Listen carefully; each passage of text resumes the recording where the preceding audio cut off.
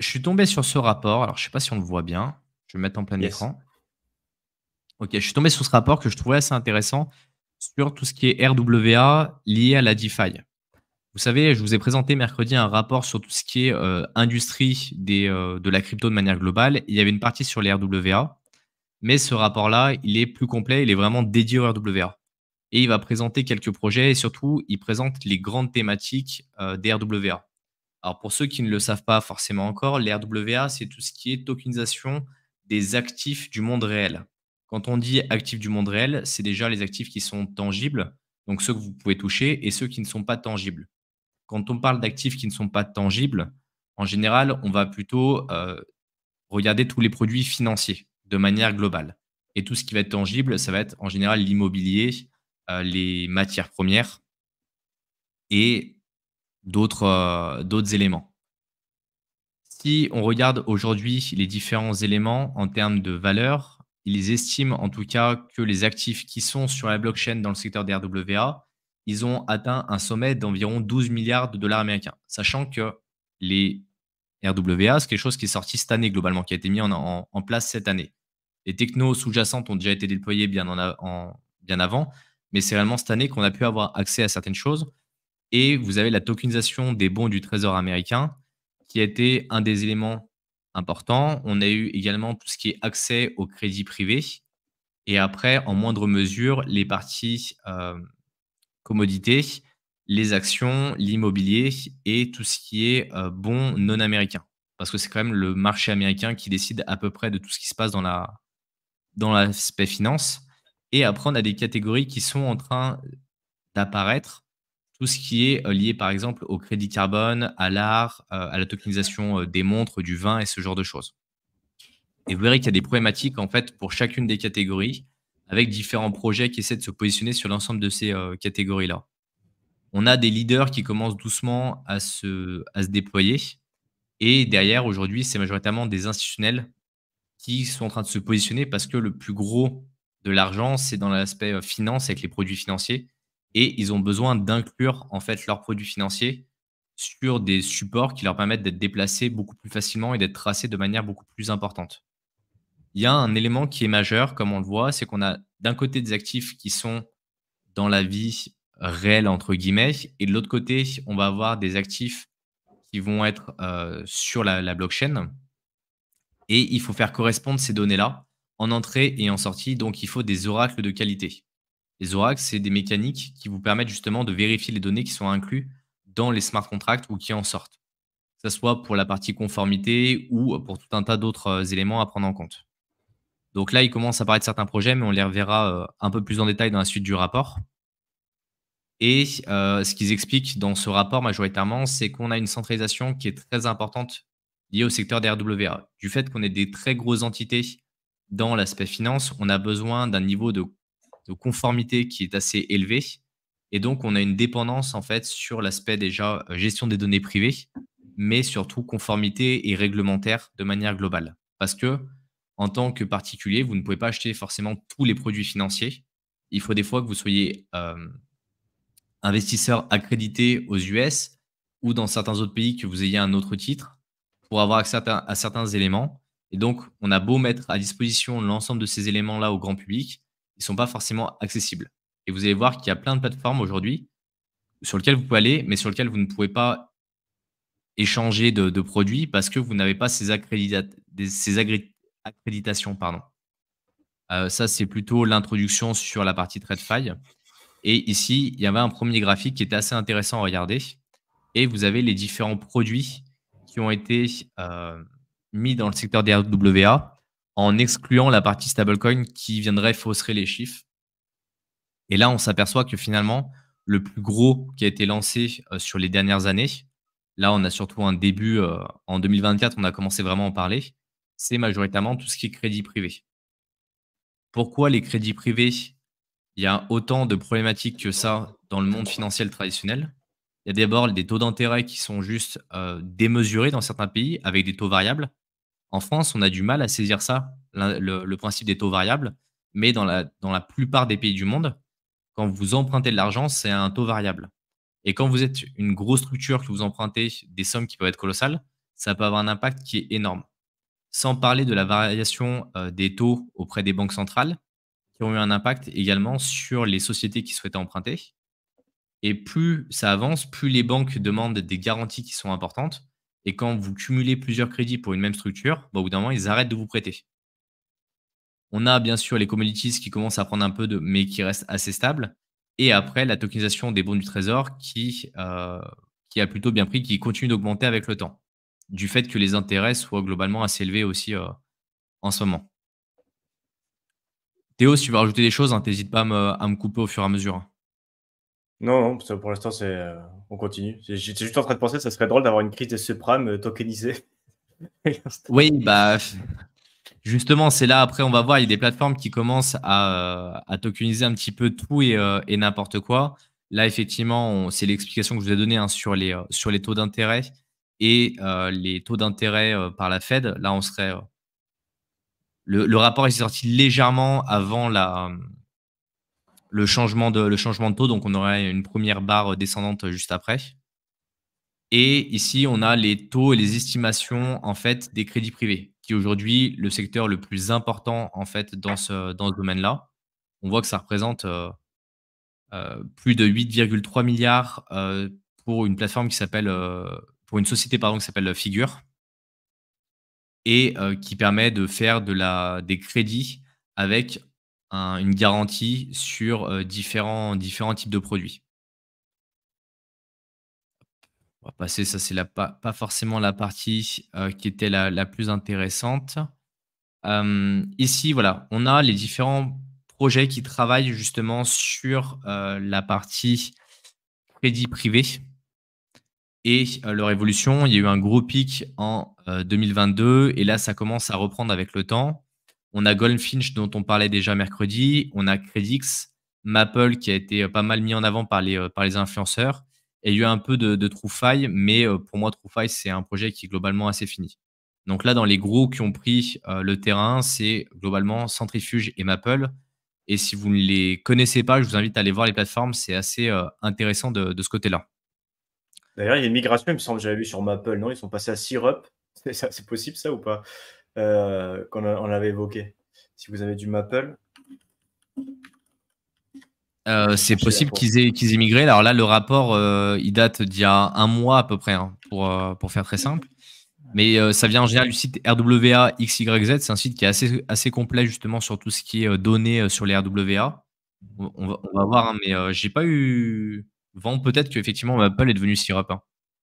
Je vous avoue que Bon, voilà, c'est un nouveau produit qu'ils ont lancé, mais ça développe un petit peu. Parce que je ne suis pas non plus à fond dans ce projet-là et je ne l'ai pas suivi pour être franc, mais je sais que j'ai vu passer des news. Donc faites bien attention s'il y a besoin de migrer, ou alors c'est peut-être juste, encore une fois, un nouveau token qui se lance ou une nouvelle fonctionnalité. Mais si vous avez du Maple, regardez cette info-là, quoi. vous voyez, on retrouve les mêmes graphiques, hein, où on a aujourd'hui Centrifuge qui prend une part, mais là c'est Figure, hein. Celle que vous voyez, la plus importante, c'est la société qui est derrière, que vous pouvez aller voir, et c'est eux qui ont aujourd'hui une grande partie. Maple derrière, Centrifuge, un peu de Goldfinch. Mais voilà, c'est eux majoritairement, c'est Figure aujourd'hui qui est le leader dans le domaine, qui n'est pas forcément accessible au grand public. Ici, on retrouve par exemple sur la partie commodities avec le Paxos Gold et le Tether Gold. Donc, ce sont les deux cryptos qui sont adossés à de l'or. Après, à vous de voir si vous voulez leur faire confiance et les problématiques que ça engendre derrière également. Ici, on va avoir les bons du trésor américain avec les différentes plateformes. Beedle qui appartient à BlackRock, USDY qui est la plateforme de chez Hondo, qui est un produit de chez Hondo. OUSG, c'est pareil, c'est de Hondo. T-Bill, c'est. Enfin, je retrouve le nom, mais je ne l'ai plus comme ça en tête. C'est Open Eden de mémoire, T-Bill. Et donc, ici, voilà, vous retrouvez, c'est ça. Je disais, T-Bill, ouais, c'est Open Eden, exactement. Je connais pas le projet, mais juste avec le ticker, à mon avis, tu sais ce qui tokenise derrière, quoi. Ah bah c'est des bons du trésor américain. C'est simple, ils font que ça. Treasury Bill. Donc, Treasury Bill, exactement. Ils sont pas embêtés, hein. Comme ça, au moins, c'est des choses basiques. Allez, hop. Quand vous voyez le nombre de holders, hein, il n'y a pas énormément de personnes. Et ici, on est quand même à 5% quasiment de yield. Et aujourd'hui, c'est des revenus qui sont globalement assez stables. Avoir du bon de trésor américain pour adosser en fait les rendements, c'est globalement assez safe, hein. Ça fait partie des produits qui sont les plus safe dans la finance tradi. Ouais, mais tu vois, après, Après, pour avoir ouais, regardé un petit peu, tu vois, au niveau de BlackRock, parce qu'il me semble que du coup, Beadle, alors, je sais, Beagle, Beadle, je sais c'est pas comment ça BlackRock. s'écrit. Ouais, c'est BlackRock, Ouais. mais c'est un service qui est fourni par Rondo, en fait. C'est le projet Oui, derrière c'est en Rondo partenariat. qui est, qui Ouais, est, qui ouais. est, qui est en partenariat. Mais après, il faut savoir que c'est des projets, du coup, qui sont hyper réglementés. Il y a des périodes de vesting, c'est-à-dire pour récupérer tes fonds, tu dois peut-être attendre 30 jours. Enfin, c'est pas une crypto comme on peut l'entendre sur un DEX, tu swaps et tu as ta crypto et puis c'est mort, quoi. Là, il y a Ah bah vraiment le exactement. côté réglementaire où tu as des gros KYC et tu fais pas ce que tu veux non plus. Tu as peut-être du yield qui vient, mais tu as des périodes de lock de tes tokens durant 30 jours pour pouvoir récupérer à chaque fois qu'il y a une opération. Donc, c'est pas non plus. Voilà, c'est assez centralisé, c'est assez réglementé. Et du coup, c'est quelque chose d'un peu nouveau par rapport à ce qu'on a l'habitude de voir. Donc, c'est pas des produits non plus pour, comme tu l'as dit, pour monsieur, madame, tout le monde, où on va sur un exchange douteux, on l'achète et puis c'est bon, quoi. Bah, effectivement, comme tu dis, déjà, la première partie, c'est voir le sous-jacent. Il y a des bons du trésor qui sont plus ou moins à long terme. Il y en a qui sont à court terme. Il y a des durées de blocage qui sont plus ou moins importantes. En fonction de si vous allez faire du crédit privé ou du prêt pour, du moins, apporter de l'argent sur tout ce qui est bon du trésor et autres, ça va être différent, avec des durées de blocage qui sont différentes, avec des conditions de compliance qui vont être différentes. Donc, il y a beaucoup de choses à prendre en compte et aujourd'hui, c'est quand même peu accessible aux particuliers de manière globale. C'est pour ça qu'il y en a d'autres personnes qui ont commencé à essayer de travailler sur d'autres produits qui ne sont pas forcément des produits financiers de base. On a Parcel qui permet d'aller faire des. C'est du futur, c'est des options. Non, c'est pas des options le terme exact. C'est des paris, pour faire très simple, sur le prix de l'immobilier dans certaines régions, avec des possibilités de parier à la hausse ou à la baisse. Eux, ils expliquent que vous pouvez potentiellement acheter des parts d'immobilier, mais c'est pas comme un realty où vous êtes vraiment propriétaire. C'est vraiment une surcouche par-dessus. Après, on a la partie, token protocol que ceux qui ont suivi l'accompagnement connaissent, très bien parce que j'ai fait une session sur, la tokenisation des crédits carbone et la regenerative finance. Parce qu'aujourd'hui, il y a des opportunités, dessus. Et après, on a toutes les blockchains, type Layer 2 qui commencent à se développer dans cet écosystème. Ce qu'ils aiment à rappeler, c'est qu'aujourd'hui, il y a des contraintes qui sont assez importantes, que ce soit d'un point de vue smart contract ou, réglementaire. Et donc, il faut absolument avoir des choses qui soient fiables. D'où la centralisation, d'où les problématiques d'un point de vue KYC, AML. C'est hyper important de regarder ces aspects-là. Au niveau des données, bah, ils ont les données des flux des informations, que ce soit du produit en lui-même ou par exemple de la valeur du produit ou du sous-jacent. Et après, qu'il y ait des automatisations pour déclencher des, des contrats et pour les couper s'il y a besoin d'intervenir rapidement. Donc tout ça, c'est un peu le mix entre les 2 et donc c'est pour ça que les oracles sont vraiment un sujet qui est hyper important. C'est pour moi l'un des piliers majeurs, en fait, dans le domaine. S'il n'y a pas des bons oracles et pas des bons moyens de communication sur les RWA, vous pouvez oublier toutes les couches supérieures. C'est le principe de l'infrastructure dont je parlais, mercredi, c'est que si vous avez une infrastructure qui est complètement éclatée, vous ne pouvez pas avoir des produits qui sont fiables sur le long terme. Quel que soit l'usage qu'on va en faire et donc effectivement l'usage final, c'est d'apporter ça dans le monde de la DeFi pour avoir beaucoup plus de personnes qui puissent interagir avec et du coup beaucoup plus de fonds qui puissent interagir avec. Donc il y a des sociétés qui sont lancées un peu dans le domaine, comme Chronicle, vous avez des IA, mais pour moi aujourd'hui, il y a un leader qui travaille déjà sur la proof of reserve avec, le TUSD, c'est Chainlink, c'est eux qui sont en train de manger le marché, c'est le meilleur des oracles. Donc il y a pas pour moi ce secteur-là, il a déjà été pris en fait. Il y a pas de concurrent en fait qui a une place à se creuser. Après sur la partie identity et conformity et conformité, identité et conformité, il y a tout ce qui est justement identité numérique, qui est un enjeu qui est énorme, avec d'un côté les soul bond tokens dont je vous parlais qui sont, pour faire très simple, une sorte de NFT qui vous permet d'avoir un espèce de passeport numérique, qui vous permettrait justement de pouvoir vous identifier de partout. Parce que là, vu comme on est sur du produit qui est réglementé, Au lieu d'aller faire un KYC sur chaque plateforme, vérifier vos données et autres, vous avez votre token, vous le passez d'une plateforme à l'autre ou vous le présentez à cette plateforme et automatiquement, vous êtes accrédité, ce qui permet de faciliter la gestion et faciliter l'accès et surtout la vitesse d'accès. Bien sûr, il y a tout ce qui est zero knowledge, qui est vraiment tendance en ce moment, avec la possibilité de vérifier une identité sans forcément accéder aux données personnelles des utilisateurs. Et ça, c'est un vrai enjeu qui est en train de développer. Et c'est pour ça que quand vous voyez des L2, ZK, quelque chose qui arrive, il y a, une, il y a de l'innovation et il y a des choses qui seront intéressantes à prendre. Et quand la dernière fois, on parle avec Théo des innovations un peu disruptives qui doivent arriver, bah justement, cette partie Soulbound Token et le zero knowledge sur les Soulbound Tokens, ça peut être quelque chose de vraiment très important qui va apporter une nouvelle pierre à l'édifice et vraiment une pierre qui est très intéressante. Parce que comme il est bon de le rappeler, c'est que d'un côté, vous avez les données qui sont on-chain et l'autre off-chain. Et il faut vraiment les faire communiquer entre les deux. Et surtout qu'il n'y ait pas de raté, en fait, à aucun moment. Cette partie, je vous la passe, c'est sur la partie… Ah, voilà. La première, c'était sur les investisseurs, mais vous les connaissez, hein, les institutionnels qui sont aujourd'hui dans le milieu. Et là, c'est quelques projets qui ont été mis en avant avec Ondo, dont on a parlé assez rapidement. OpenEden, Centrifuge, Parcel sur la partie immobilier, Toucan sur la partie Regenerative Finance et Jiritsu qui est une Layer 1 qui est orientée pour tout ce qui est zero knowledge. Pour moi, ça n'a pas forcément lieu d'être et on verra pourquoi il n'y a pas besoin aujourd'hui d'une nouvelle Layer 1 pour ça. Donc, hop. Sur la partie Ondo, eux, ils proposent majoritairement des produits qui sont liés au bon du trésor américain avec différents produits. Vous avez l'USDY, et vous avez l'OUSG. Il y en a un qui est plus ou moins bloqué sur le long terme. Quand vous regardez ici sur l'USDY, de mémoire, hop, vous voyez, par exemple, à minima 40 jours de période de restriction qui sont bloqués. Donc, vous ne pouvez pas juste rentrer et sortir. Comme disait Théo, c'est hyper important. Et là, vous voyez, il y a déjà 3 jours en fait pour approuver, ne serait-ce que la validation de l'achat.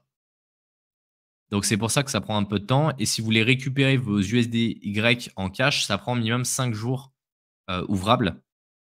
Donc, ce n'est pas forcément les mêmes contraintes. Vous voyez, oui, vous pouvez valider, oui, vous pouvez bloquer, mais il y a d'autres problématiques. L'OUSG est plus souple, mais avec des taux qui sont en général plus bas. Plus vous allez loquer longtemps, plus vous avez de chances d'avoir des taux qui sont intéressants. Sur la partie OpenEden, c'est avec le T-bill et en fait, le T-bill va représenter directement une exposition aux bons du trésor américain à court terme et donc vous avez la possibilité d'aller, les minter 1 pour 1 avec des bons du trésor. C'est une possibilité pour aller travailler dessus. Vous avez à chaque fois dans le rapport, hein, les explications de comment ça fonctionne. Vous voyez, ici, on vous dit bien que c'est uniquement les investisseurs qui sont éligibles avec la partie KYC et des wallets qui sont whitelistés. Vous ne pouvez pas y aller vraiment comme ça en mode à l'arrache, ça ne marche pas. Bah, surtout qu'on peut imaginer même des perturbations. Bon, après, tu vois, il faudrait quand même être une grosse whale pour arriver à faire des perturbations par rapport à ça. Mais c'est vrai que tu vas toucher tout ce qui est financement au final des banques, avec même tout ce qui va être système de repo et des choses comme ça. Tu n'as pas forcément besoin de la blockchain pour y accéder. Mais c'est vrai qu'au final, c'est plutôt des institutionnels ou des investisseurs qui savent ce qu'ils font, qui vont commencer à jouer avec les bons à court terme, à long terme, ou surtout à court terme d'ailleurs, le financement. Donc évidemment, ils ne vont pas laisser tout le monde faire n'importe quoi et acheter et vendre n'importe comment, en plus bien dégène à la manière crypto, ce genre de produit financier, tu vois. Enfin, ça serait un peu… tu peux pas le faire dans la vie réelle, donc c'est vrai que pourquoi ça ne sera pas possible non plus sur la blockchain. Et c'est pour ça qu'il y a tous ces garde-fous qui sont mis en place et qui d'ailleurs, je pense que pour la plupart des investisseurs qui sont dans la crypto, qui veulent faire des rendements de fou, sont même pas intéressants de ce côté-là, tu vois, parce qu'au final, si tu fais du bon du trésor court terme ou des choses comme ça, tu peux faire quelques pourcents, mais de toute manière, c'est pas des produits qui sont destinés, vu le sous-jacent, à faire du x2, même du x3, tu vois, et sans parler de x10 et plus. Donc, il y a aussi ce côté-là. Non, c'est plus quand tu veux sécuriser tes capitaux, tu as plusieurs centaines de milliers de dollars en USDC, Carrément. USDT ou autres et que tu veux les placer, avoir un petit rendement. Aujourd'hui, tu peux les placer dans des banques d'investissement qui sont à peu près sur les mêmes taux, hein, à quelque chose près. Mais si tu veux rester dans le secteur crypto et que tu es validé, tu peux aller sur ces produits-là. Non, carrément, c'est Après, une on a innovation, mais au final, tu as pas forcément besoin, au final, de ces produits-là. Si tu peux t'y exposer aussi à travers d'autres trucs, même si c'est vrai que c'est pas mal d'avoir cette option et cette innovation de l'avoir tokenisé, mais de la manière où c'est fait, tu vois, au niveau de la centralisation et comment le système est monté, au final, c'est pas non plus, tu vois, c'est pas quelque chose qui est extrêmement nouveau dans le fonctionnement. Après, d'avoir la possibilité de le faire sur la blockchain, c'est pas mal, mais c'est pas non plus, tu vois, c'est pas non plus sans non, KYC, sans rien. Tu peux t'y exposer avec mais moins tu de peux pas. contraintes. Au final, au niveau réglementaire, c'est la même chose, quoi. Bah oui, sur des produits financiers, tu es obligé en fait d'avoir ces contraintes réglementaires et aujourd'hui, c'est juste un accès qui est facilité parce que si tu voulais t'exposer au bond du trésor américain, de manière rapide, en général, c'est toujours un peu le parcours du combattant. Tu es obligé de passer par un tiers qui va prendre des frais qui vont être plus ou moins importants. Là, l'avantage, c'est que tu es plus ou moins indépendant. Tu es plus ou moins autonome en fait sur cet accès. Après, il y a toutes les Mmh. contraintes qui vont avec, on l'entend bien. Tu as des plateformes comme Centrifuge, elles, qui sont plutôt basées pour faire le lien entre des personnes qui vont apporter, des demandes de prêts et autres, qui ont déjà des produits qui sont digitalisés et qui veulent les exposer à la blockchain et du coup à l'environnement de la DeFi. Et ils vont plutôt être sur cette partie-là, vous voyez? Eux, ils vont faire le lien entre les RWA et le monde de la DeFi, plus traditionnel, en agrégeant tout ce qui est, flux de données et autres. Et après, bah, on a Parcel dont je vous ai déjà parlé au préalable. Il n'y a pas grand-chose à en dire. Toucan, pour ceux qui sont dans l'accompagnement, ils ont toutes les infos nécessaires à leur utilisation. Et Jiritsu, comme je disais, il n'y a pas un grand intérêt pour moi. Les Layer 1 qui ont déjà pris le pas, alors je ne sais pas si c'est dans ce rapport ou si c'est dans l'autre, mais aujourd'hui, c'est globalement c'est Ethereum qui prend tout le lot. Alors attendez, je vous le cherchais. Alors, c'est dans le tableau que je vous ai passé tout à l'heure. Hop, attendez, je vous le remontre. Voilà. Si on regarde les différents produits qui sont les produits les plus importants heu, sur la partie blockchain, sur la partie DeFi, la blockchain qui revient en permanence, c'est Ethereum, hein. Vous voyez, Ethereum, on a un peu de Solana, mais c'est majoritairement Ethereum sur lequel tout se développe, avec les normes et tout ce qui va avec. C'est-à-dire que demain, si vous avez envie d'être exposé au RWA, si vous n'avez pas envie de vous exposer à des produits finis ou à des plateformes qui vont proposer du RWA directement, vous achetez de l'Ether, vous êtes exposé au secteur des RWA. Je sais qu'il y a beaucoup de personnes qui se disent ouais, mais je ne suis pas exposé aux derniers narratifs qui viennent de sortir. Vous avez de l'Ether, vous êtes exposé au RWA. Vous avez du Chainlink, vous êtes exposé au RWA. Parce que le link pour les oracles, l'Ether pour la blockchain sous-jacente. Vous voyez, c'est là où des fois, il faut pas forcément surfer sur toutes les tendances et comprendre en fait comment ça fonctionne avec la structure complète. C'est hyper important en fait de détailler ça. On va prendre quelques questions, échanger un peu sur le sujet et après je prendrai l'autre deuxième partie de rapport où il y aura pas mal de protocoles qui seront montrés en fonction de ce que je vous ai, expliqué. Mais ce qu'il faut bien comprendre et c'est là où c'est hyper important, c'est qu'aujourd'hui on a une grosse centralisation autour des RWA à cause des prérequis et de la réglementation, des prérequis de conformité et de la réglementation. Une dépendance énorme aux parties tierces pour tout ce qui est données qui sont off-chain. Et c'est pour ça qu'il y a des projets qui commencent à travailler avec eux pour faciliter justement l'intégration de ces données au sein de la blockchain. Aujourd'hui, la partie yield sur les RWA, bah, il y a quand même une certaine complexité. C'est pas accessible à n'importe qui. Qu'on a besoin d'oracles qui sont vraiment performants. Et ça, pour moi, aujourd'hui, Chainlink répond bien à ce besoin. Et après, la dernière partie qui a été pas forcément encore trop bien adressée, c'est tout ce qui est conformité et justement respect de la vie privée sur les données qui peuvent être transmises et sur les protocoles qui vont venir chercher vos données. Bah, ça fait quand même pas mal de points à travailler. C'est vrai que du coup, tu vois, Ouais, ça fait pas mal de je choses. suis Ouais. assez d'accord sur l'aspect revenu parce que c'est un peu comme le Bitcoin au final, tu vois. Et avec la nuance qu'au final, tu vas tokeniser des actifs de la vie réelle, mais qui, encore une fois, sont peut-être pas faits pour faire du yield et qui ont peut-être pas non plus la capacité de prendre de la valeur comme le fait Bitcoin. Donc au final, c'est vrai qu'il faudra regarder l'intérêt, et ça c'est bien de le souligner de la part de Binance, entre la complexité qui est mis en place pour ces systèmes-là et le rendement potentiel. Parce que c'est vrai que si tu tokenises de la trésorerie à court terme, on parle de quelques points de pourcentage. de rendement, tu vois, parce qu'ils vont pas te prêter de l'argent à court terme pour se financer à 40%, tu vois, ou même à des API ou des APR de 300%, comme on peut voir sur certaines poules de liquidité. C'est des choses voilà, de finances traditionnelles, 1, 2, 3, 4% grand maximum.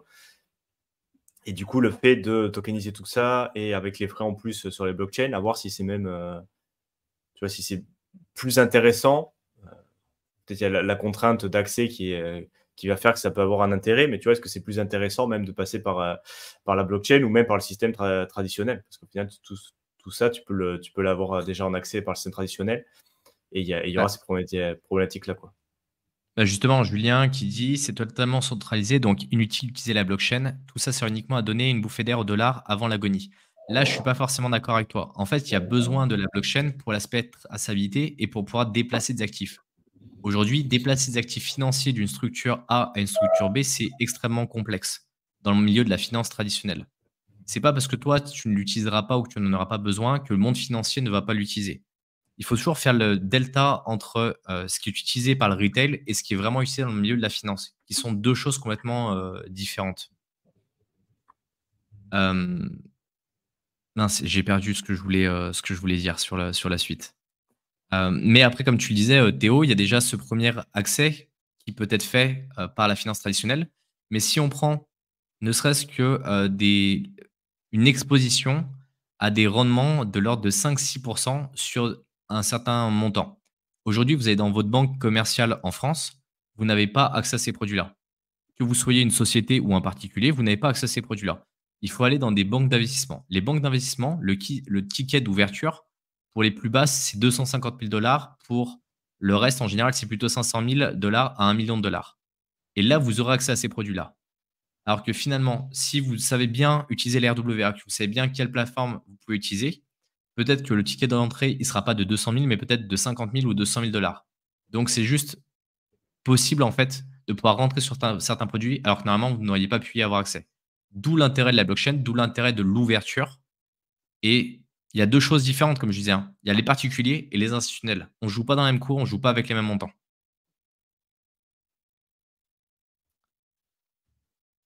ML Kitty, si j'ai bien compris, tokeniser est donc un outil qui va encore diviser un actif réel pour pouvoir permettre à plus de gens d'avoir accès à une partie d'actifs réels. Il n'y a pas que les actifs réels, mais pour ceux qui sont réels, oui, c'est le cas. Par exemple, tu prends une toile d'un peintre, d'un Picasso, le tableau, il vaut 14 millions. Tu n'as pas forcément les moyens de te l'acheter en entier. Donc, ce qui va être fait, c'est que le tableau va être tokenisé, il va être entreposé dans un coffre-fort quelque part dans une banque en Suisse. Tu vas peut-être avoir 1% du tableau. Si ce tableau, tu donnes ton droit en disant bah, demain, il peut être revendu, parce que c'est pareil, il y a des droits de propriété du coup dessus, et que le tableau est revalorisé à, je sais pas, 20 millions, et bah, tu auras fait une plus-value dessus. Par contre, si le tableau se dévalorise ou qu'il y a un problème qui brûle pour une raison X ou Y, bah, peut-être que ton jeton va perdre de la valeur. Et ça te permet de t'exposer à certaines classes d'actifs auxquelles tu n'as pas pu avoir accès. Avec quand même le distinguo, moi je pourrais, parce que c'est vrai que c'est intéressant, mais il faut quand même faire la différence entre si tu t'exposes à l'entreprise en soi et tu mises un petit peu que ces services vont se développer et du coup il y aura de l'utilité, et le produit en soi, parce qu'au final, c'est quand tu arrives à devoir t'exposer, te diversifier dans de la trésorerie bill américaine, c'est que tu as quand même un certain montant, tu vois. C'est pas peut-être pas forcément utiliser le service en soi, s'y intéresser pour utiliser le service et placer des fonds. Ça fait peut-être, c'est peut-être pas intéressant pour la plupart des gens. Après, se dire que l'entreprise va proposer un service et du coup miser sur l'entreprise en soi et ce qu'elle va proposer pour avoir des rendements un peu plus de ce qu'on connaît dans la crypto, pourquoi pas.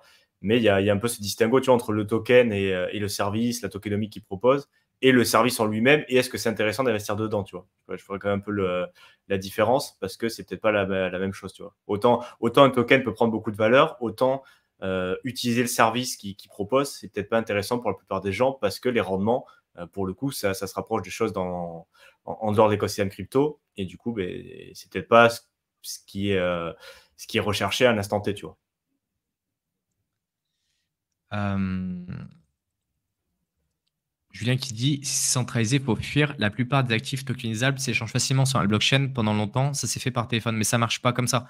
Vraiment, je t'invite. Moi, je l'ai côtoyé le milieu de la finance au Luxembourg, hein. Vraiment, je t'invite à aller échanger avec ces personnes-là. Tu vas t'apercevoir qu'il y a des problématiques qui sont beaucoup plus profondes que juste s'appeler et échanger un produit d'une entité A à une entité B, il y a des problèmes de compliance, il y a des problèmes de fonds qui sont beaucoup plus importantes. Et en fait, la centralisation, ça dépend jusqu'où tu veux l'avoir.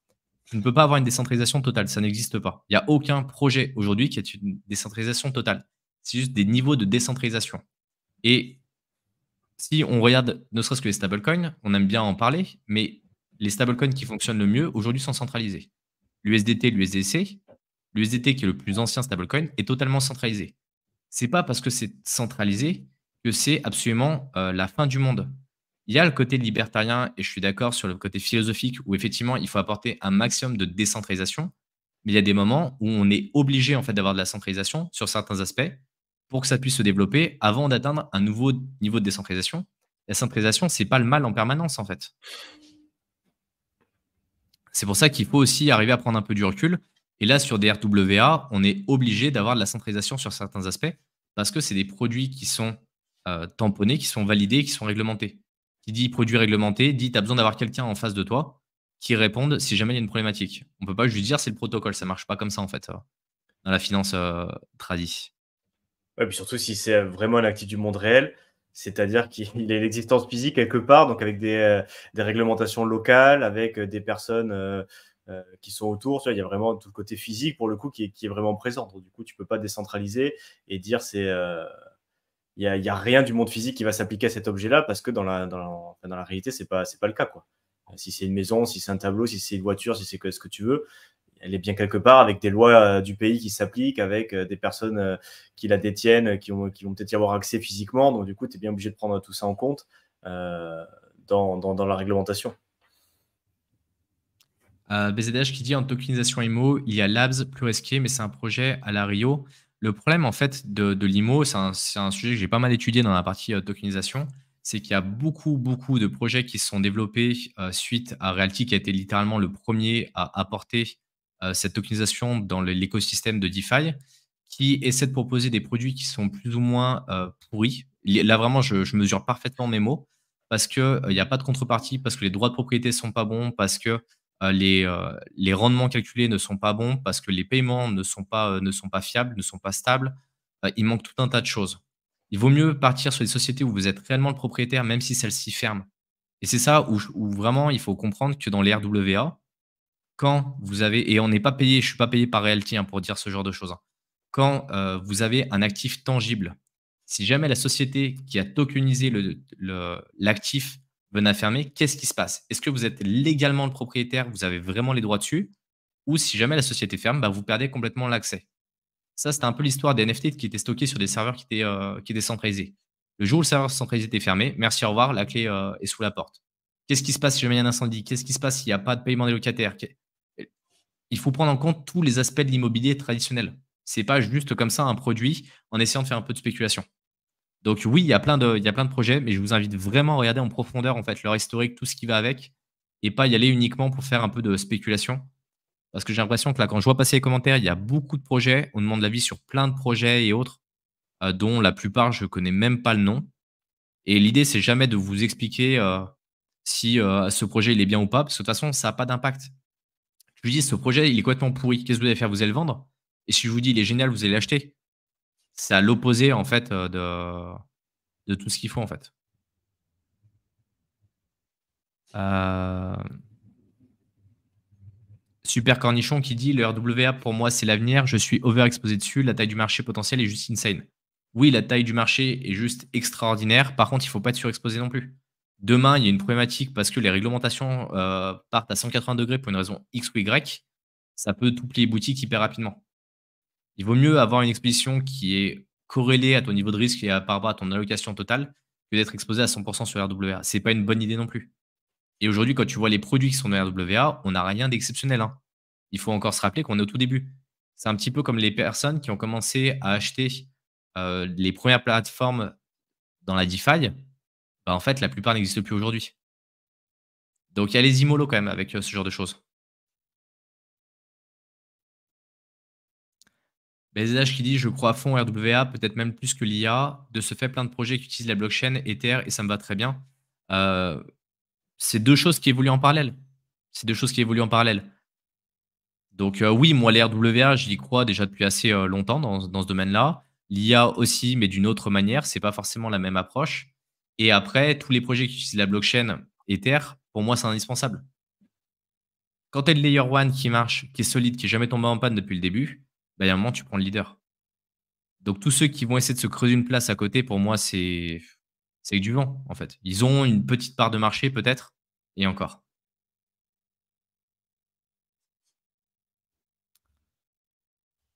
Je vais présenter le deuxième rapport, la deuxième partie du rapport.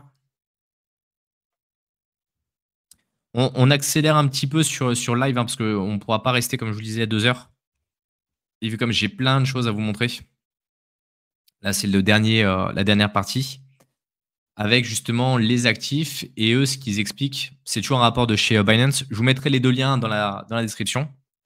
C'est qu'ils expliquent qu'il y a la partie régulation qui est hyper importante, la partie technique, et après, il y a tous ceux qui sont fournisseurs d'actifs tangibles et d'actifs qui doivent avoir certaines contraintes et qui doivent vérifier que le nombre de tokens soit bien en corrélation avec l'actif sous-jacent.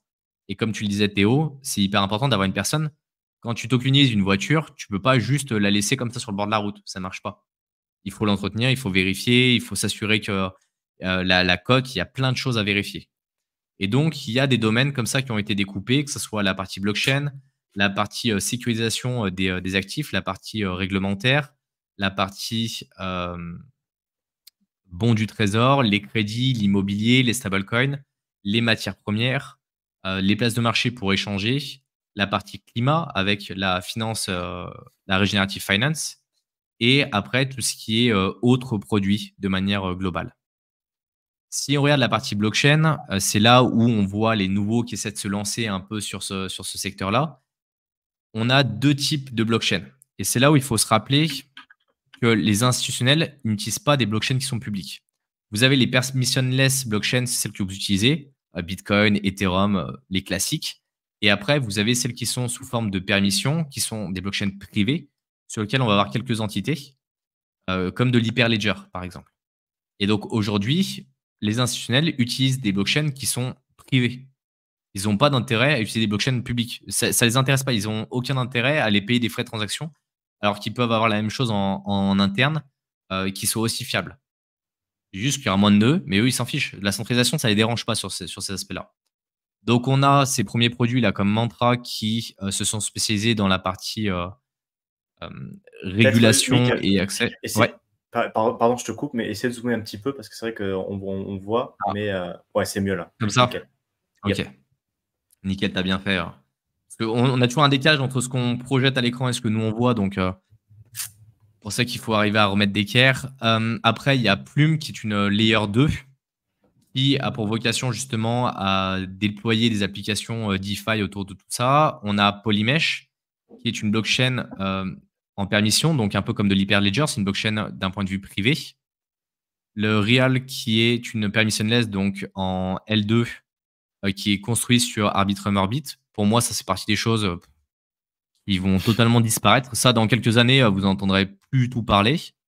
Une blockchain interopérable de niveau 1, c'est pareil, ça va également sauter. Stellar, je ne sais même pas pourquoi ils le listent encore, en fait, ce produit. Mais comme je disais, moi, la partie blockchain, elle est déjà tranchée, c'est Ethereum, en fait. De mon point de vue, les autres vont prendre des choses qui sont juste toutes petites. Après, on a tout ce qui est conversion des actifs réels avec dans des produits qui vont être légaux et viables d'un point de vue numérique, sans même parler de blockchain. On avait Polymath qui a énormément travaillé sur le sujet des STO, donc les Security Token Offering, donc tout ce qui est levé de fonds sur des produits classés comme securities, qui travaille énormément sur ce sujet-là. Pour moi, c'est un produit qui est très intéressant. Après, d'un point de vue spéculation, il y a plein de choses à en redire, mais sur le fond technologique, assez intéressant. Ici, on a des produits qui sont plutôt liés à certaines autorités, vu comme en fonction des pays dans lesquels vous allez avoir votre actif et de la digitalisation de cet objet, on va avoir des impacts qui vont être plus ou moins différents. Et on a d'autres produits que je ne connais pas forcément, que je n'ai pas déjà utilisés, que ce soit Securities ou T0 ou encore Bitbond. Pour ceux qui connaissent, je veux bien avoir un retour de votre part. On a la partie régulation et réglementation. où là, on doit vérifier la conformité de ceux qui vont déployer les produits et vérifier la qualité des investisseurs avec tout ce qui est vérification de l'identité numérique. Donc, on a Quadrata, Tokenai, Verité et Spruce, où là, effectivement, on est sur des solutions qui sont pour aller vérifier la partie identité et anti-blanchiment d'argent, qui vont participer à justement la préservation de la DeFi et de la vie privée dans la DeFi. Et ça, c'est des projets qui vont être utilisés par des protocoles, ce n'est pas des projets qui vont être implémentés, accessibles au grand public. Mais souvent, c'est des projets d'infrastructure qui sont assez intéressants. Donc là, il faudra les creuser. Comme je vous dis, il faudrait faire peut-être une analyse fondamentale dessus pour voir s'il y a peut-être un coup à jouer. Parce que ça, l'identité numérique, il y a un coup à jouer, c'est sûr. Après, voir si le modèle derrière est bon ou pas, ça, c'est autre chose. Ouais, puis sur la On partie a après réglementaire, ouais. pour faire l'analyse fondamentale, ça va être un peu Ah, ça bon, va piquer, hein. pour bosser dans la régulation, tu vois, c'est vraiment pas simple, hein. Parce qu'il y a des législations au niveau, par exemple, en Europe.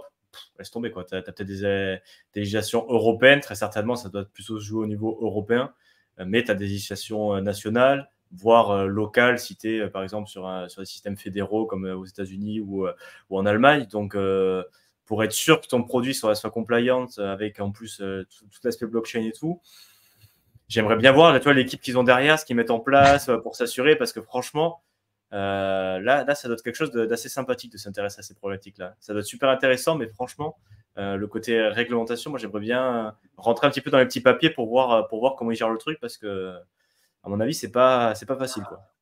Ah ben, je pense que c'est pour ça qu'il faut voir l'équipe qu'il y a derrière. Il faut vraiment il y ait une armée d'avocats, de juristes, vraiment internationaux sur plein de pays et voir si leur roadmap, c'est d'abord de commencer par peut-être certains États où la législation est plus simple, après grossière, ou s'ils veulent attaquer directement des gros États. Et c'est là où je dis vraiment le fondamental fera toute la différence. Moi, l'équipe qui débarque, trois devs qui viennent de je ne sais où, qui n'ont jamais mangé de conformité, qui n'ont aucun relationnel avec eux, déjà d'avance, je te dis que le projet ne marchera pas en fait. Par contre, les mecs, tu une énorme firme, tu as, je sais pas, un PwC qui commence à se coller sur ce sujet-là, tu dis qu'ils ont peut-être une chance, tu vois. Ils feront peut-être pas le meilleur projet crypto, mais ils ont peut-être une chance vu l'aspect qu'ils maîtrisent d'un point de vue conformité réglementaire. Tu dis peut-être que déjà dans certains États comme, je sais pas, la France, l'Europe de manière globale, peut-être un peu les US, ils peuvent avoir des points d'entrée qui permettraient de pouvoir déployer un produit. Mais quel intérêt ils auraient vis-à-vis de la crypto? Là, je prendrais du recul aussi. Donc bon, il y a pas mal de choses à regarder de ce côté-là. Pour revenir sur la présentation, on a également tout ce qui est tokenisation des bons du trésor, comme on le disait, avec le Buildle de chez BlackRock, qui est sur Ethereum, hein, comme on l'a dit. On a également Midas, Ondo Finance, qui est couplé avec Buildle, OpenEden, Superstate. Mais là, on est sur que des produits qui sont sur des bons du trésor américains. Globalement, il n'y a pas d'autres produits qui sont proposés. On a ensuite tout ce qui est crédit privé. Ici, on va avoir Centrifuge dont on a parlé, Clearpool que je n'ai jamais utilisé, Credix, j'ai vu qu'on en a on en a parlé là récemment. Mais pour moi déjà, Credit, Marketplace on Solana, pour moi red flag. Déjà, ne serait-ce que ça. Voilà. Pour moi, c'est red flag sur ça. S'ils ont d'autres blockchains prêts à étudier le projet, Marketplace sur Solana, pour moi, je ne prends même pas le temps d'aller l'étudier. Puis il y a la Goldfinch suite, qui est là il y a depuis la assez suite, hein. longtemps. Ouais, bah, là, avec les fintech sur le marché émergent, pour moi, il y a 20 red flags là. En une phrase, ils ont résumé 20 red flags. C'est tout ce que j'aime pas en fait dans les projets avec un espèce de marketing éclaté. Donc bon, enfin bref. Maple qui effectivement fait partie des produits comme on vous l'a dit qui est les plus construits et TrueFi qui faisait partie des produits mais qui a alors j'ai cherché mais j'ai de mémoire j'ai vu passer un hack dessus. J'ai cherché sur internet, j'ai pas retrouvé d'article à ce sujet-là, mais bizarrement ça s'est pas relevé depuis la dernière hausse. Et je crois en avoir entendu parler. Vous me direz dans les commentaires, peut-être qu'il y en a un qui va retrouver les articles et autres, mais je crois. Je suis vraiment pas sûr. Là, vraiment, c'est je m'avance, mais sans être sûr. Ensuite, la partie immobilier avec certains produits. Et comme je vous disais, Parcel, on est vraiment sur de l'immobilier qui est synthétique, avec la possibilité vraiment de spéculer sur la montée ou la descente de l'immobilier à plus ou moins long terme. Les autres produits, c'est sur Algorand, donc voilà, il n'y a pas forcément grand-chose à en dire, hein. à partir de là. Et après, vous avez des produits qui sont des fois moins accessibles ou qui sont accessibles uniquement dans certaines parties du monde où c'est beaucoup plus compliqué. Mais il y a de quoi creuser aussi encore de ce côté-là. On a les stablecoins. Les stablecoins, il n'y a pas grand-chose à en dire, hein, de toute façon. Hein. Vous prenez Circle Tether, MakerDAO, tout le reste, vous pouvez le foutre à la poubelle. Hein. First Digital, si, c'est Binance derrière avec le FDUSD. Le Paxos, ils se sont fait retoquer tellement de fois à cause des audits qui sont pourris que je sais même pas pourquoi on en parle encore. Et après, ces produits-là, ils sont inconnus au bataillon. Donc ça sert à rien. Les stablecoins, on vous en a déjà bien parlé sur ces sujets-là. Sur les commodities, si vous voulez vous exposer par exemple aux métaux précieux, il y avait Synthetix à une époque qui proposait ça. Ils sont en train de faire une grosse migration. La Synthetix, ils sont en train d'essayer de retaper le protocole parce qu'il est parti complètement au tard. On avait celle sur Terra, là. Comment elle s'appelait la plateforme noire. Tu te rappelles, Théo, ou pas du nom? J'ai perdu le nom. Nope. Elle était plutôt pas mal en plus, cette plateforme. Vous pouvez faire du delta neutre et autres dessus. J'ai perdu le nom. Pareil, si vous la retrouvez, on pouvait s'exposer pareil, or, argent et matières premières. Kinesis, jamais utilisé, mais je fais très attention sur ce type de produit parce qu'il y a tellement de choses à vérifier sur le fait que ce soit de leur papier ou de leur physique qui détiennent bien les choses en fonction de comment ils l'ont tokenisé. Pour moi, il y a encore plein de problématiques. L'Endix, dont j'ai parlé pareil sur la session de la Regenerative Finance sur l'accompagnement, où ici, vous avez la possibilité d'accéder à l'achat du riz, du maïs. Qu'est-ce qu'il y a? Il y a riz, maïs et blé, je crois, si je ne dis pas de bêtises, pour vous exposer justement aux matières premières directement. Et après, vous avez des plateformes qui permettent d'échanger d'autres produits, comme Ostium. On a des choses qui sont plutôt sur des actifs tangibles, avec par exemple de l'art qui va être fractionné, des voitures, des objets de collection, soit du vin, soit des chaussures. Qu'est-ce qu'il va y avoir d'autre? Il y a des montres aussi. J'ai vu passer sur Watch.io. Donc pareil, ça, il y a pas mal de choses à en dire, à aller voir si c'est intéressant, voir surtout comment c'est stocké, voir qui les maintient, voir s'il y a des certificats qui prouvent que c'est vraiment des vrais objets. Si vous allez vous exposer, par exemple, je sais pas, à des montres de luxe, assurez-vous qu'il y ait l'ensemble des certificats et que vous maîtrisiez à minimal ce secteur-là. Parce que vous dire, Ouais, je vais m'exposer au monde de luxe sans rien connaître, ou aux chaussures, vous allez vous faire ramasser, en fait, comme dans tous les autres secteurs. Hein.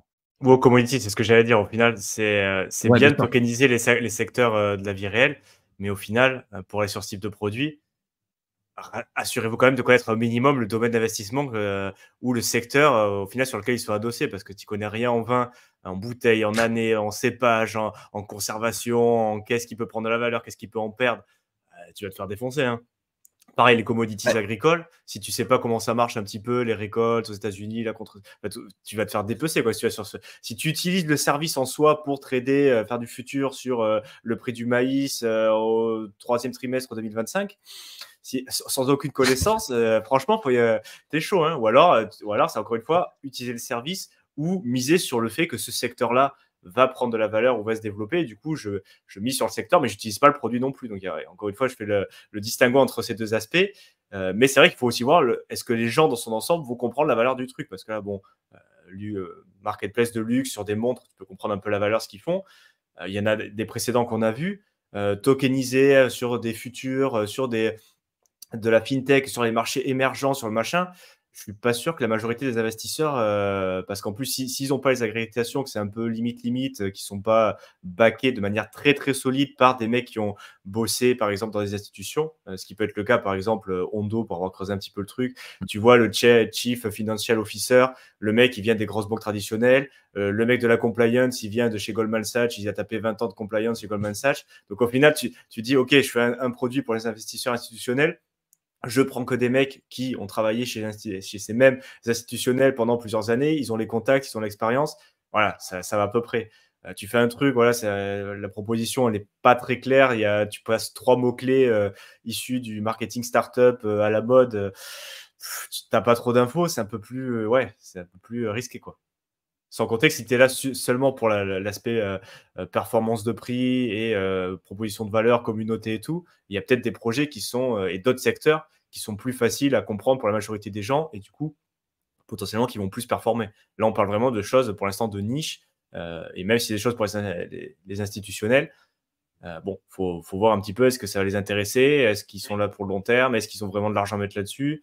Ou alors est-ce que c'est un peu du vent? Et pour le coup, voilà, c'est dans tous les secteurs de la crypto, au final, tu as plein de sous-niches comme ça, et il y en a peut-être qui sont plus compréhensibles, et du coup, potentiellement, qui vont, euh, qui vont être plus d'intérêt pour les investisseurs. On évoque souvent Monero, tu vois, je pense à chaque fois ça, tu vois, en termes de technologie, de ce qu'ils mettent en place, de l'équipe, c'est un bijou de technologie, tout le monde s'en fout. Alors pourtant, en termes de blockchain, tu as la privacité de base, tu n'as même pas besoin du zéro knowledge parce qu'il n'y a pas de knowledge directement. Tu vois. Il y a plein de trucs tu sais, Exactement. qui sont déjà au niveau blockchain qui sont fous, et pourtant tout le monde s'en fout parce que c'est pour comprendre le truc et tout, même en lisant, c'est très très Bah, high level. c'est ce que j'expliquais la dernière fois, c'est qu'ils sont en train de faire des papiers chez BlackRock pour expliquer Ethereum aux investisseurs. Parce qu'ils n'arrivent pas à le comprendre. Quand tu vois déjà qu'Ethereum, ils ont du mal, j'imagine même pas les autres produits qui peuvent apparaître. Sur Lending, ce que je trouvais cool, c'est que tu peux acheter par exemple 1 kilo de riz, tu peux acheter 1 kilo de maïs, tu peux t'exposer directement sans forcément aller spéculer dessus. Et après, comme tu disais, par exemple, sur le vin, il y a déjà aujourd'hui des sites hors blockchain qui permettent d'avoir une présélection de vins qui se gardent, qui se maintiennent et qui ont potentiellement une certaine valeur avec une croissance. Alors que là, vous pouvez avoir vraiment de la villageoise qui va être tokenisée, comme un grand cru. Et après, il y a la conservation. Et je sais pas, moi, il y a des bouteilles, si j'en achète, il y en a que je garde sur lesquelles on peut spéculer parce qu'elles ont déjà un certain temps, qu'elles sont déjà plus buvables. On achète pour l'étiquette globalement et la forme de la bouteille. Mais après, il y a des vins que je veux faire vieillir pendant peut-être 10 ans, que je veux pouvoir récupérer. Et donc, je me dis, est-ce que j'ai la possibilité de récupérer ma bouteille aussi? Tu vois, ça, c'est un élément qui est important. Si tu es, un peu amateur de vin, bah, il y a un moment où ta bouteille, tu as envie de la récupérer pour une occasion un peu particulière. Est-ce que tu peux? Et si, par exemple, elle est stockée à l'autre bout du monde, est-ce que ton vin va être envoyé correctement pour que tu puisses le récupérer dans des conditions qui sont favorables? Il y a plein de choses en fait à prendre en compte. Sur la partie, comme je disais, Regen Finance, il y a plein d'écosystèmes qui se développent avec ClimaDAO, la DAO qui va superviser un petit peu tout ça, Toucan Protocol avec la partie crédit carbone. Et après, on a effectivement des places de marché qui sont en train de se mettre en place autour de tous ces aspects-là. Mais aujourd'hui, ça fonctionne majoritairement sur du Ethereum et Layer 2 de Ethereum.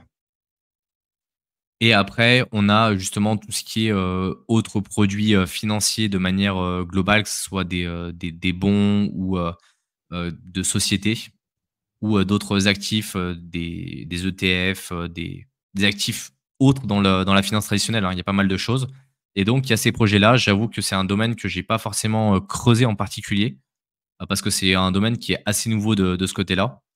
Et donc, il y a peut-être aujourd'hui des plateformes intéressantes dans celle-ci. Si vous en connaissez, je suis preneur pour orienter un peu mes recherches. Mais voilà un petit peu le sujet. Ouais, puis sur là aussi, fais gaffe parce que je suis en train de voir. C'est juste un point de réflexion comme ça parce que tout comme Ouais, bah, toi, tu fais bien, hein. je n'ai pas creusé. Et c'est vrai qu'il faudra regarder un petit peu aussi au niveau des frais sur tous ces Oui, produits-là. Notamment, je vois passer des ETF, alors d'iShares, c'est pas iShares, mais tout ce qui est par exemple qui va être lié à des les types de stocks, ce fonds. genre de choses, hein. Ouais, mais même fonds Les bons et les indexés, autres assets, ETF et tout. C'est comme je sais plus quelle banque qui proposait ça, des produits, tu vois, gérés activement basés sur des ETF. Tu dis, OK, mais toi, tu prends des frais, tu te gaves sur un produit au final qui est normalement, c'est quoi, 0,25% de frais annuels, ou truc comme ça. Et ouais, si sur au la plupart, final, ouais. entre les 0,15, frais 0,25. que va prendre la plateforme, parce que bien évidemment, la plateforme, elle te propose de faire ça, mais elle va prendre des frais, plus tu as les frais potentiellement de blockchain, si on est sur Ethereum ou autre, des choses comme ça. Mais il faut regarder aussi au niveau des frais par rapport à la vie réelle. Encore une fois, est-ce que c'est même intéressant d'utiliser le produit, tu vois? Parce que s'ils prennent 1-2% de frais de gestion pour te permettre d'accéder à des ETF tokenisés, est-ce que ça vaut vraiment le coup, tu vois? Parce que pareil, tu vas sur Interactive Broker, tu payes une petite commission de rien du tout et tu as le même produit au final. Donc il y a aussi tous ces aspects-là à regarder. Et c'est vrai que sur l'aspect RWA, c'est vrai que c'est hyper vaste. Et je me dis à chaque fois, et c'est pour ça que la plupart des projets, je ne les ai pas creusés, parce qu'au final, il faut vraiment bien connaître la partie, comment ça se passe dans la vie réelle déjà, avant de voir déjà si c'est faisable, si c'est possible de tokeniser ça. Sûrement c'est possible, mais aussi les points de vigilance à avoir, tu vois, parce que tu dis, dans la vie réelle, comme tu l'as évoqué pour le vin, le pinard, il faut qu'il soit stocké, tu vois, les conditions de stockage, où il est stocké, comment il est conservé, si le domaine, le cépage, tout ça, ça peut prendre de la valeur, ça peut en perdre. avant de pouvoir voir déjà si c'est intéressant de passer sur la blockchain et investir là-dedans. Tu vois, si tu sais même pas comment ça se passe dans la vie réelle, pareil sur les voitures, pareil sur les montres, pareil sur les chaussures, il y en a qui font beaucoup d'argent là-dessus. Mais c'est pas un truc, voilà, il faut quand même connaître un minimum le secteur, les acteurs, ce que les gens recherchent, les trucs comme ça.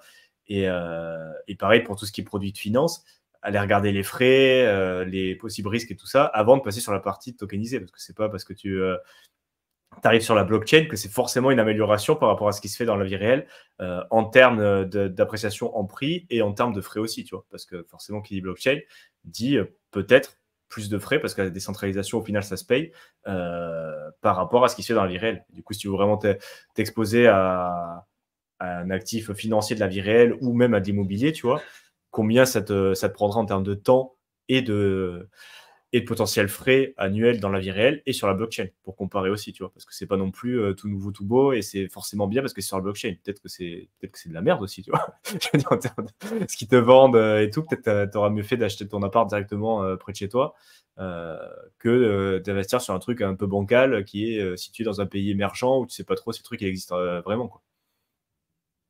Ah, mais il y a plein de choses à prendre en compte et comme tu disais, il faut déjà connaître le sujet sous-jacent. Et il y a beaucoup trop de personnes qui se lancent comme ça au hasard sur certaines choses et qui pensent qu'ils vont arriver à révolutionner un secteur. Moi, je n'irais pas me lancer sur le secteur des chaussures. Quand tu vois déjà l'état de mes chaussures où je passe ma vie en tongs, je ne suis pas du tout spécialiste de ce domaine-là. Bien qu'il y en a qui font pas Je vais mal essayer. d'argent sur les chaussures, hein, acheter Ah, aux mais normes des oui. modèles, mais il faut connaître, c'est comme Et- tous les investissements, il faut savoir dans quoi tu investis parce que si tu achètes n'importe quoi un peu au pif, si tu FOMO les chaussures comme il y en a, ils FOMO les mêmes coins, ben, tu vas avoir le même résultat que les mecs qui FOMO les mêmes coins, hein. Tu vas te faire dépecer, quoi. Et encore, je pense que tu as peut-être plus de chances d'avoir au moins quelque chose à la fin qui te reste. Au moins, tu as une paire de chaussures, tu vois. Ouais, Après, et si peut-être tu la joues dégueulasse, hein, bien, parce tu que ne prends souvent les pas deux trucs. pieds gauche. Après, si tu la joues bien, tu ne prends pas deux pieds gauche ou deux pieds droits et tu prends ta taille, tu vois. Comme ça, au pire des cas, au moins, tu peux toujours la mettre. Aline qui dit, mais il peut y avoir du RWA sous des actifs du multiverse, par exemple. Non, le principe d'un RWA, c'est Real World Asset, des actifs du monde réel. Donc, si on part du principe qu'un métaverse n'est pas le monde réel, qui est un monde purement numérique, on ne pourrait pas intégrer ces éléments-là. Par contre, on peut avoir de la tokenisation de certains actifs dans les métaverses ou les multiverses. On peut avoir des NFT qui sont dedans, mais ce ne sont pas des RWA. Le principe d'un RWA, c'est que c'est un actif du monde réel. C'est vraiment dans la définition même en fait du terme. Alors, Julien qui dit, c'est certain que les instituts vont utiliser la blockchain centralisée, mais est-ce que Madame Michu va faire une plus-value? C'est moins sûr. Euh, alors, ça dépend sur quoi. Comme on l'expliquait, il y a deux types d'investissements. Tu as l'utilisation du produit final, tu as la plateforme qui va développer le produit final, et après, ça dépend de comment tu vas te placer dessus, en fait. Aujourd'hui, en tant qu'utilisateur, c'est compliqué de se poser sur le produit final. Par contre, de pouvoir acheter le produit qui émet le produit final, là, oui, pourquoi pas, en fait.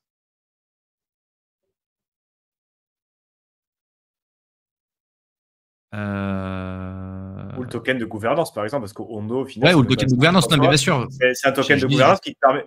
Oui, non, mais c'est ça, c'est exactement ce que tu dis, c'est s'exposer au secteur à travers un token.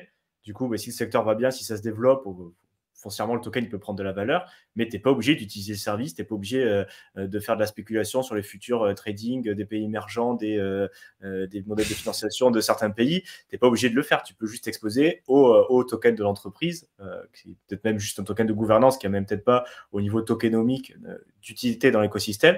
Donc, il faut le prendre en compte aussi pour le potentiel possible. d'augmentation du prix, parce que potentiellement, si c'est juste un token de gouvernance et qu'il n'y a pas d'autre utilité, est-ce que ça va avoir le même impact ou non? Mais tu n'es pas du tout obligé d'utiliser leur service, parce que voilà, tu peux juste t'exposer au secteur, comme l'a dit Mick au début. Quand tu achètes une entreprise, au final, tu peux t'exposer Enfin, tu es exposé à tout ce que fait l'entreprise. Si l'entreprise vend des voitures et des téléphones et je sais pas quoi, ben, tu seras exposé au marché de la voiture, au marché du téléphone et les variations dans ce secteur-là, comme ceux qui s'est exposé au Bitcoin à travers MicroStratégie, qui est une entreprise technologique, mais du coup qui achète énormément de Bitcoin. Donc du coup, si tu achètes du MicroStratégie, ben, forcément tu t'exposes à Bitcoin parce qu'ils ont une partie de leur trésorerie en Bitcoin. Et c'est pareil que sur Ether, au final, qui sous-tend, tu es exposé à peu près à tout dans la crypto quand c'est sur Ether, à la DeFi, au smart contract, au DePine, enfin à tout, parce que ça touche un peu à tout. Même si c'est Ouais, pas mais moi, je suis spécifique. exposé à Solana. Moi, je suis exposé à Solana, du coup, je suis exposé à tout. Oui, voilà, mais tu vois, et après, tu peux toujours rentrer dans la niche, tu vois, c'est comme par exemple sur la GameFi, tu peux soit aller sur un projet type Layer One qui est spécialisé sur le gaming, ou alors un projet qui va potentiellement servir à plusieurs moteurs de jeu, ou alors tu peux descendre et aller sur une niche précise et taper sur un jeu précis. Voilà, c'est le plus précis, tu achètes directement le token du jeu en espérant que le jeu soit bien. Mais plus tu vas dans de la niche et plus tu vas dans des trucs précis, et plus c'est nouveau, plus potentiellement, mais dans le futur, tu ne sauras pas forcément si ça existera toujours, ou c'est si c'est cette niche-là qui sera ou ce point précis qui arrivera à sortir leader, même si c'est vrai que si tu le chopes, à mon avis, tu feras plus de rendement, mais c'est plus risqué que d'investir, comme le disait Mick aussi, par exemple sur Link, Oracle, qui est à peu près partout dans la crypto. Bah, tu sais que les niveau utilité, niveau présence, il y aura toujours l'utilité, ils seront un peu toujours là. La plateforme précise qui permet de faire un truc un peu exotique, on va dire ça comme ça, au final, si tout le monde s'en branle, ton truc, il va pas rester là ad vitam aeternam, quoi.